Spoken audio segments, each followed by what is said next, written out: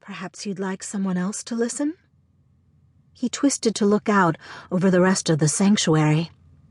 No more than 10 others were wandering the temple's columned nave, mostly supplicants, busy with their own prayers or acolytes, polishing flagstone grave markers. He looked back to me, unsure. I didn't push him. If you think it might help. Well, he swallowed hard. Her name's Maricia. Of course. I pinched back a smile.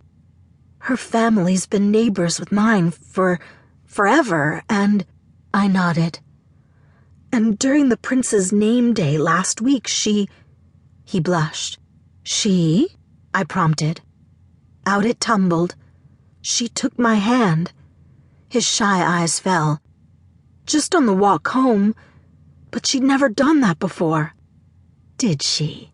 Adorable. What do you think that means? He pondered the memorial blocks etched into the floor. His tongue was pinned under the unfamiliar weight of the words. I gave him a moment. He wrestled with the words. She loves me? I was sure my loathsome dimples were showing, but pressed on. Is this about her? He looked back up, as wide-eyed as the hundreds of sculpted skulls around us. Isn't it more about how you feel? About finding the boldness to ask a very little question? He blushed, looking away again. This was good, simple, uncomplicated in a way few things were or would be in anyone's life. I envied him his moment, his innocence. Maybe, he whispered to the stones. May I ask what you were praying for? He didn't answer. It's okay. I'm sure she heard you. I patted his shoulder.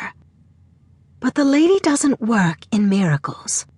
She's too old and wise for silliness like that. Concern filled his face. I was glad he had come here, and not to some optimistic Shellonite street preacher. He might have come just because our cathedral was the largest in the city. But here we'd tell him the truth, that there were no sure things. Don't worry, she heard you. And if you and your friend's fates are intertwined, be sure she'll guide the two of you together. But you have a part to play. I lowered my voice, letting him think I was giving away a secret. Your urges, your instincts, all the voices inside you, those are all messages from the goddess. Listen to them. Weigh your choices, but then act. Our Lady is the goddess of all existence's wonders, and rewards those who willingly travel the roads she sets before them. Consider carefully, but remember that the goddess doesn't have time to prod us down life's paths. We need to walk them ourselves. Brown eyes sparkled at me from beneath that dusty mop. He was unsure, but inspired.